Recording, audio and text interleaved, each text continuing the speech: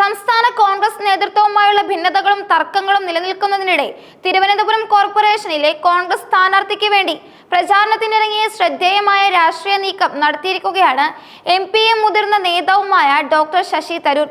തദ്ദേശ തിരഞ്ഞെടുപ്പിന്റെ തീയതി പ്രഖ്യാപിച്ചതിന് തൊട്ടു പിന്നാലെ തരൂർ പ്രചാരണത്തിന് സജീവമായത് തലസ്ഥാനത്തെ കോൺഗ്രസ് പ്രവർത്തകർക്ക് വലിയ ആവേശം നൽകിയിട്ടുണ്ട്. സംസ്ഥാന കോൺഗ്രസ് നേതൃത്വവുമായി ശശി തരൂർ അകലം പാലിക്കുന്നു എന്ന തരത്തിലുള്ള വാർത്തകൾ മുൻപ് സജീവമായിരുന്നു.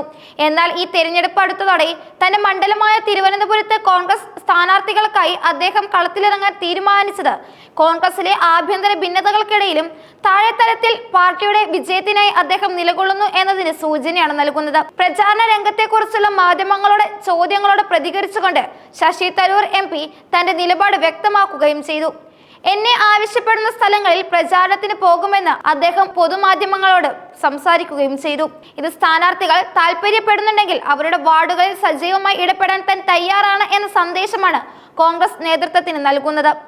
പ്രചാരണത്തിനിറങ്ങിയ വേളയിൽ തിരുവനന്തപുരം കോർപ്പറേഷനിലെ നിലവിലെ LDF ഭരണകൂടത്തിനെതിരെ ശശി തരൂർ രൂക്ഷ വിമർശനം ഉന്നയിച്ചു. തുടർച്ചയായുള്ള LDF ഭരണം തലസ്ഥാനത്തിന് മടുത്തു കഴിഞ്ഞുവെന്നും ഭരണമാറ്റം അനിവാര്യമാണെന്നും അദ്ദേഹം പറഞ്ഞു. കഴിഞ്ഞ കുറേ വർഷങ്ങളായി LDF ഭരിക്കുന്ന കോർപ്പറേഷനിൽ ജനങ്ങൾ നേരിടുന്ന അടിസ്ഥാന സൗകര്യങ്ങളുടെ അഭാവവും അഴിമതി ആരോപണങ്ങളുമാണ് തരൂരിന്റെ ഈ പ്രസ്താവനയ്ക്ക് പിന്നിലുള്ളത്.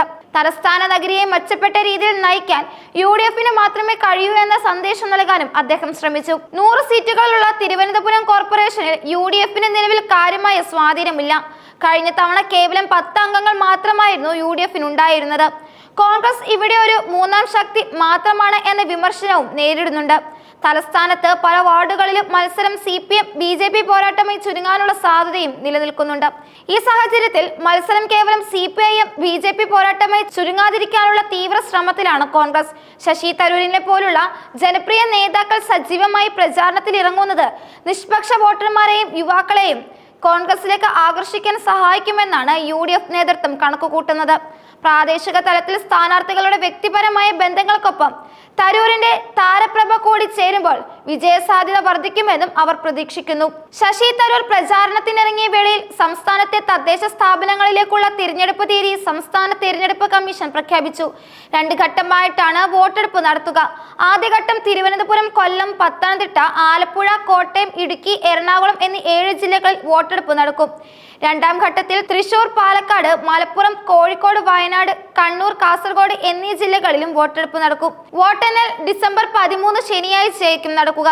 തിരഞ്ഞെടുപ്പ് തീയതി പ്രഖ്യാപിച്ചതോടെ കേരളം പൂർണ്ണമായും തിരഞ്ഞെടുപ്പ് ചൂടിലേക്ക് മാറിയിരിക്കുകയാണ്. തിരുവനന്തപുരത്ത് ശശി തരൂർ സജീവമായതുപോലെ മറ്റു ജില്ലകളിലും പ്രമുഖ നേതാക്കൾ പ്രചാരണ രംഗത്ത് സജീവമാകുന്നതോടെ മത്സരം കൂടുതൽ തീവ്രമാകും. തരൂരിനെ പ്രചാരണത്തിനായി രംഗത്തിറക്കിയത് കോൺഗ്രസ് നേതൃത്വത്തിന്റെ തന്ത്രപരമായ നീക്കമായാണ് രാഷ്ട്രീയ നിരീക്ഷകർ വിലയിരുത്തുന്നത്. സംസ്ഥാന നേതൃത്വവുമായി അഭിപ്രായ വ്യത്യാസങ്ങൾ ഉണ്ടെങ്കിലും ഒരു തിരഞ്ഞെടുപ്പ് വരുമ്പോൾ പാർട്ടിക്ക് വേണ്ടി പ്രവർത്തിക്കാൻ അദ്ദേഹം തയ്യാറാണ് എന്ന് തെളിയിക്കാൻ ഇതിലൂടെ കഴിഞ്ഞു. ഇത് താഴെ തരത്തിലുള്ള പ്രവർത്തകരുടെ മനോവീര്യം വർദ്ധിപ്പിക്കാനും കോൺഗ്രസിലെ ഐക്യമില്ലായ്മയെക്കുറിച്ച് മറ്റ് മുന്നണികൾ ഉന്നയിക്കുന്ന ആരോപണങ്ങളുടെ മുനയൊടിക്കാനും സഹായിക്കും. തിരുവനന്തപുരം കോർപ്പറേഷനിൽ മികച്ച പ്രകടനം കാഴ്ചവെച്ച് തങ്ങളുടെ നില ഭദ്രമാക്കാനുള്ള രണ്ടും കൽപ്പിച്ചുള്ള പോരാട്ടത്തിലാണ് കോൺഗ്രസ് ഇപ്പോൾ ഉള്ളത്.